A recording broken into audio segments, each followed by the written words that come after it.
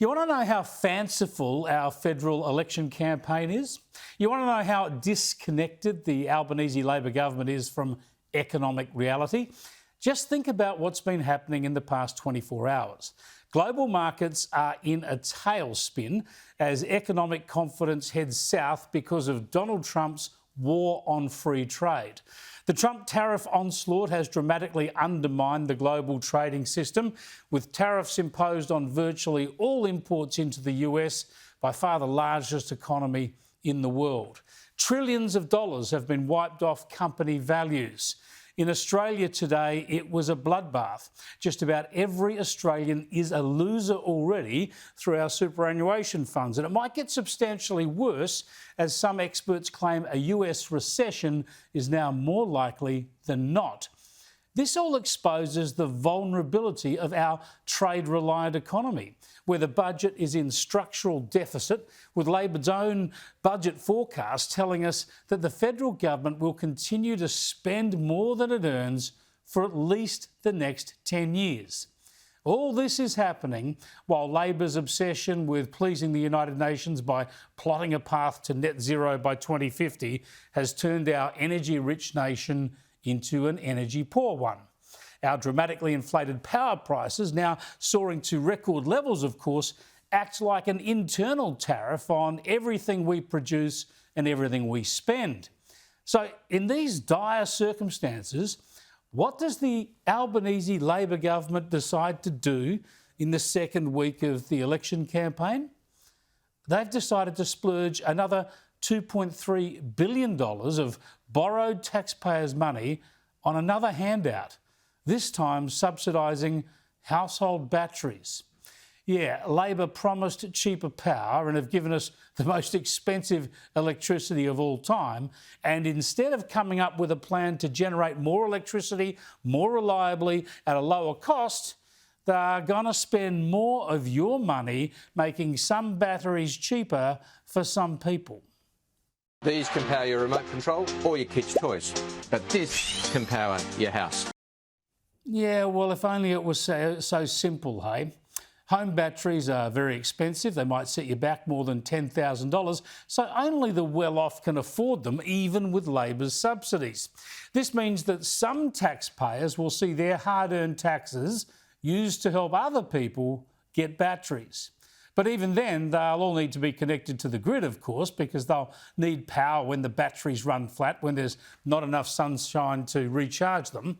And Labor still has no plan to make that power cheaper, except to keep going with the same renewables push that's made it so expensive already. What a shambles this is. A government driven by net zero zealotry, borrowing more money to play around with batteries, when the real problem is a lack of reliable, affordable electricity generation.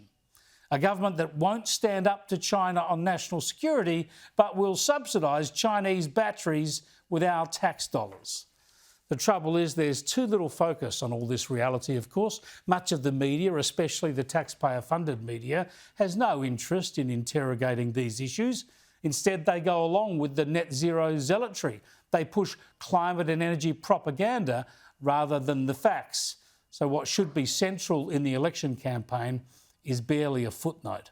They prefer to run Labor scare campaigns, pretending that a demand for Canberra public servants to turn up at work is a broad assault on working from home. And this has pushed Peter Dutton now into backing down on his own policy. I think we've made a mistake in relation to this policy, and I think it's important that we say that and recognise it. And our intention always was to make sure that where taxpayers are working hard and their money is being spent to pay wages, that it's being spent efficiently. Now that is the opposition leader on the back foot. And politics, like cricket, is a contest you need to play on the front foot as often as possible. Labor managed to smear this policy as being Trumpian, and that cutting public servant numbers too is Trumpian. This is nonsense. Even New South Wales Labor Premier Chris Minns is demanding that his public servants turn up at the office. This policy agenda does not belong to Donald Trump. Making good use of taxpayers' money is fundamental to centrist politics, and the coalition should say so. The trouble for the coalition is that it just hasn't been on the front foot enough in this campaign, and the coalition lacks an attack dog too. The good news for Dutton is that it's early days. No one has cast a vote yet.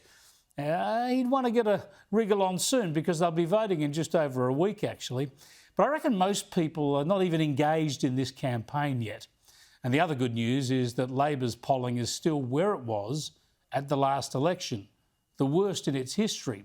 So there's no love for Labor, no eagerness from voters to stick with Labor. It's almost as if voters are begging the coalition to give them a compelling alternative. They want a clear reason to vote for the coalition. And that's what Dutton needs to do, give them a strong argument as to why they need to vote for him. And it's not that hard, because Australia is clearly heading in the wrong direction under Labor. We're facing perilous times with a weak, woke and wobbly Labor government. Dutton needs to attack Labor. Instead of defending his nuclear plan, Dutton needs to attack those opposing it. Ask whether Australia can afford not to have a domestic nuclear energy industry if we want energy security, a modern economy and strong national security.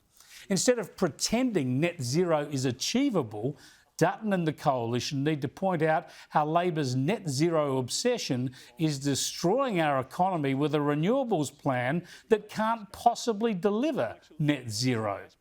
Instead of defending itself against attacks over Medicare, Dutton should ask voters how Medicare can possibly survive long term if Labor just keeps spending money without any plans to get the budget back into surplus. Without a sustainable budget, Medicare, education, welfare and national security, well, they're all in danger, of course. Dutton and the coalition need to talk about the cost of living, the housing crisis and out-of-control immigration. They can't talk about these issues and their plans to fix them too much. This is what matters, and the coalition have failed to get the debate onto these topics often enough so far. The campaign so far is a damp squib.